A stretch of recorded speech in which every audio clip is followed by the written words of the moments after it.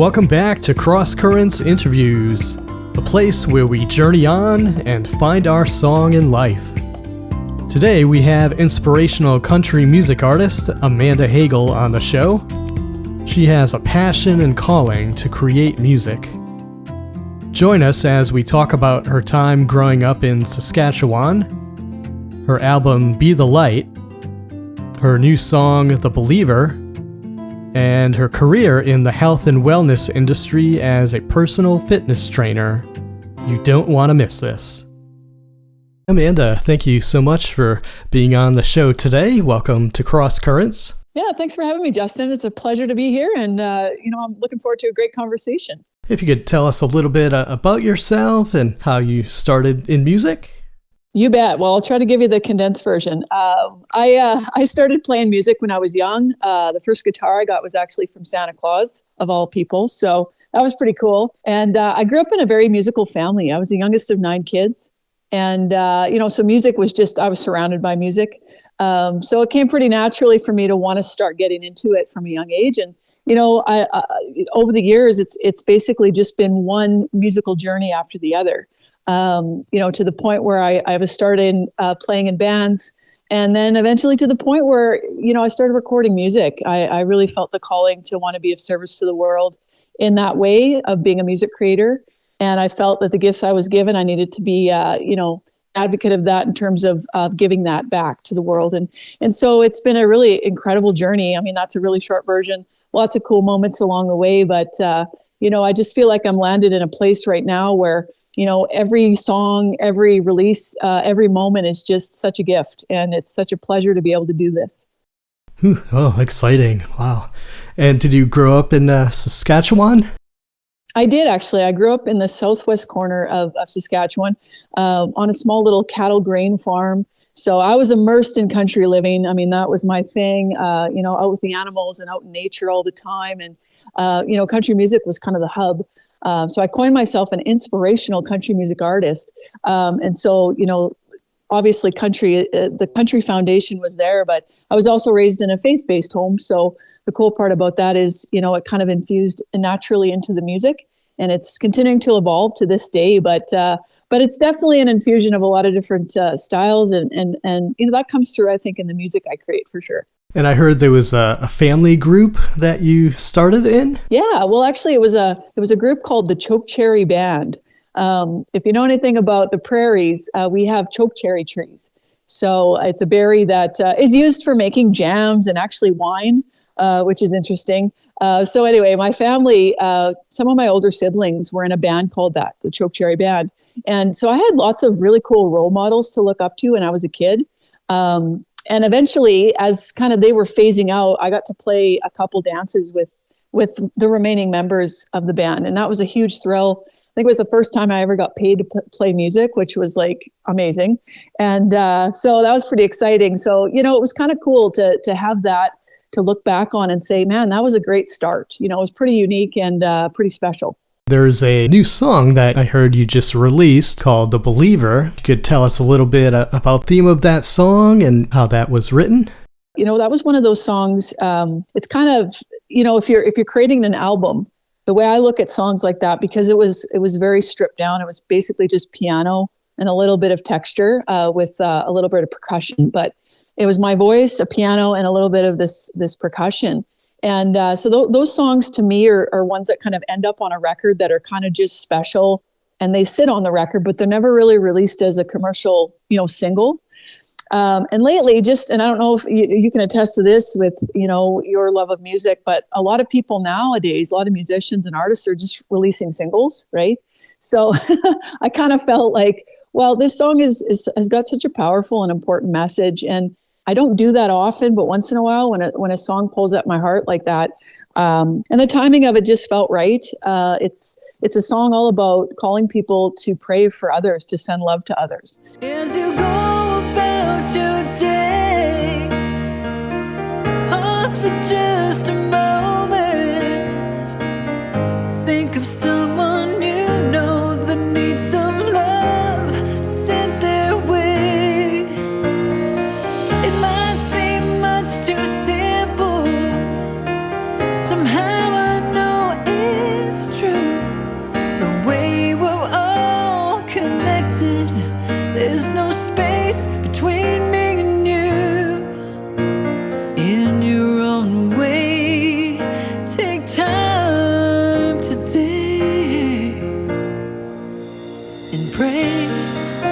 it just turned out so beautifully. And I thought, I'm just going to release it during kind of like the holiday season and just kind of put that message out. And, it got a really cool response. And I didn't have any really huge expectations other than the fact that I just wanted it to be heard and I wanted it to be shared. And I think it did a great job. And, it's still being shared to this day, and that message will continue to spread. So it's a pretty powerful song. And again, when I write, it basically just, I write from my heart, and I write, messages that I feel called to write that come through me. So this one was special. And I look forward to maybe doing that a little bit more often. I'll just throw out some ballads once in a while because, there's sometimes the most special and the most impactful, really. That's something we really need today, where we're just so inward focused with our technology, and we're always busy rushing around, and we sometimes just have to stop and pray. Yeah, it's you're so right. I mean, the song actually even alludes to that. You can do this in any moment. You can be driving in your car, or you can be standing in line to get groceries, and all you need to do is center yourself with the thought of sending someone love. That's as simple as that.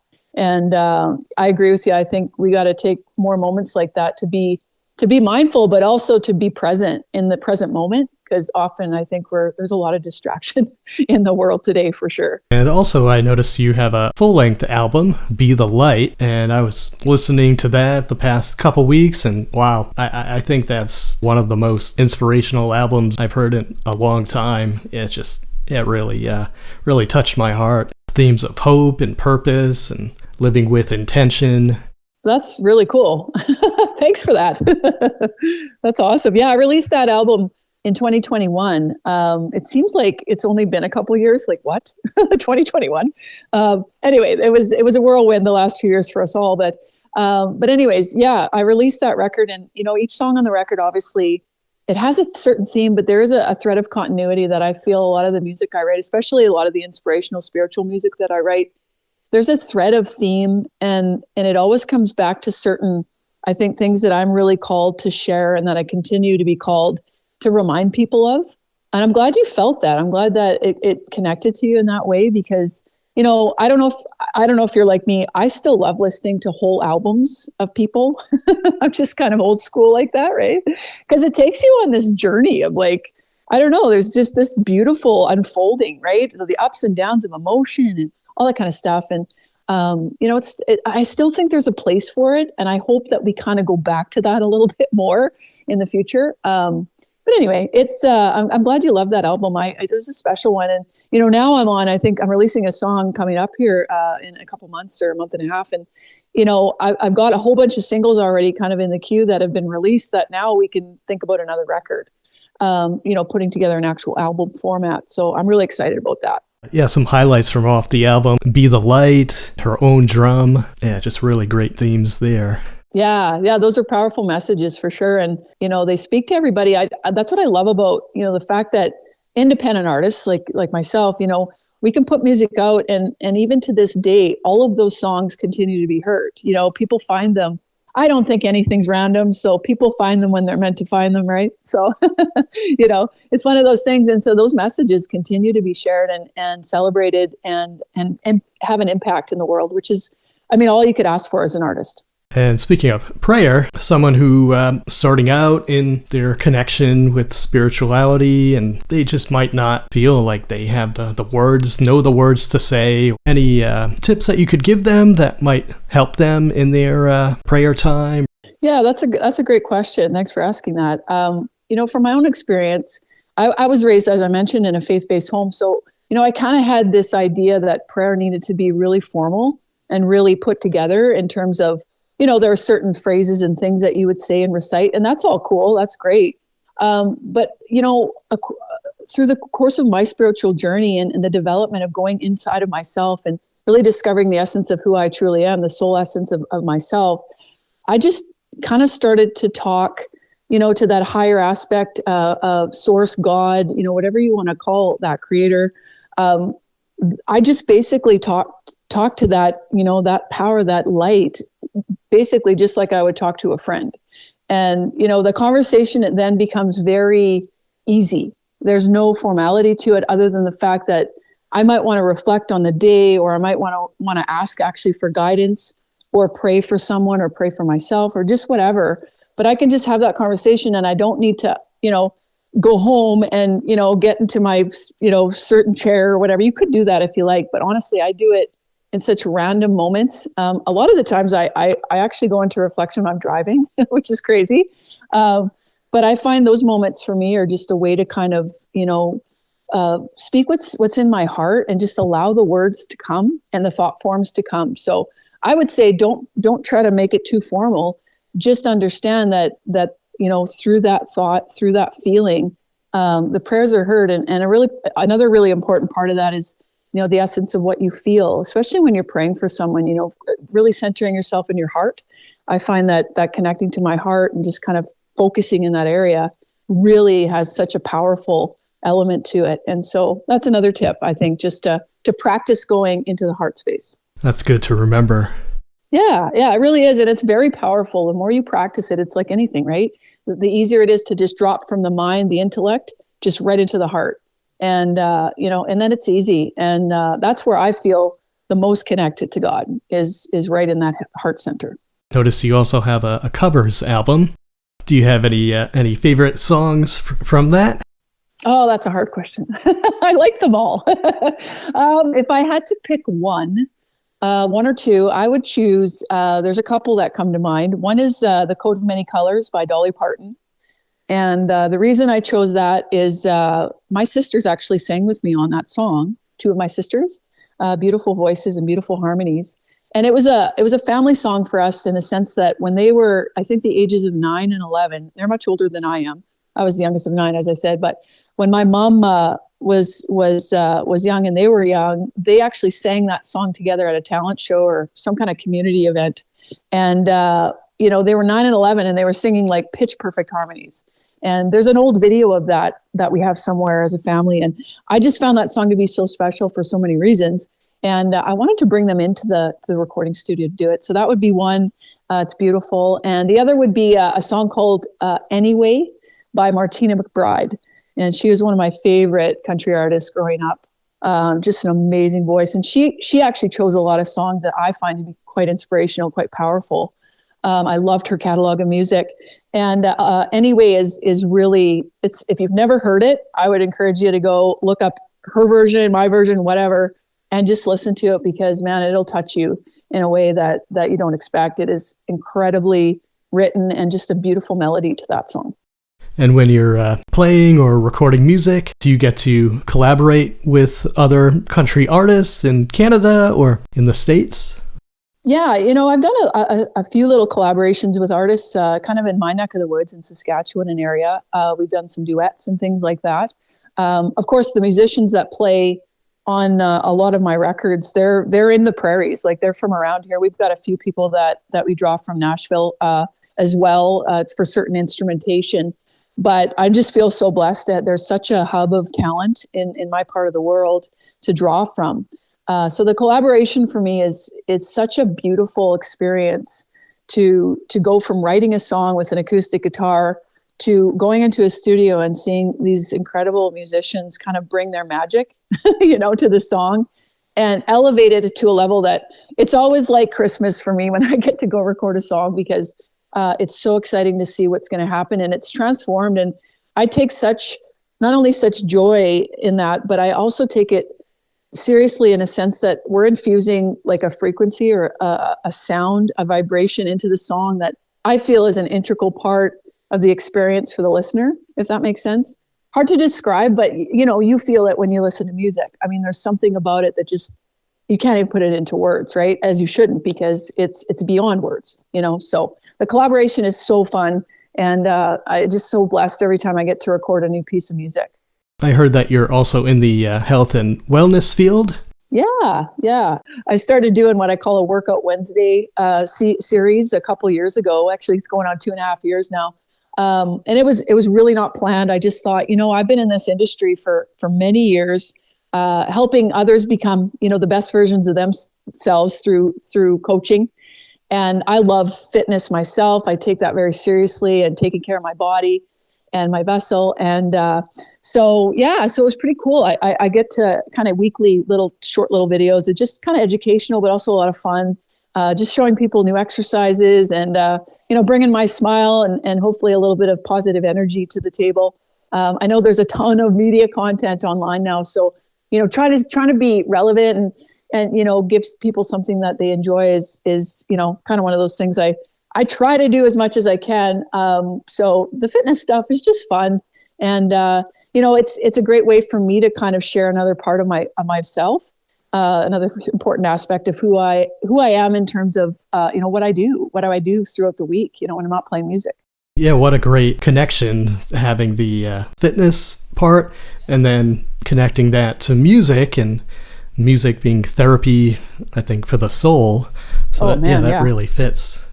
It does, actually, yeah. I'm glad you made that connection, because it took me a long time to do that, to be honest with you. I kind of always thought of a personal trainer, working in fitness clubs and stuff is kind of like a bridge for me to walk from, make some money and kind of give myself a good foundation. Then eventually I'll just jump right full stream into music and I won't have to do the training anymore.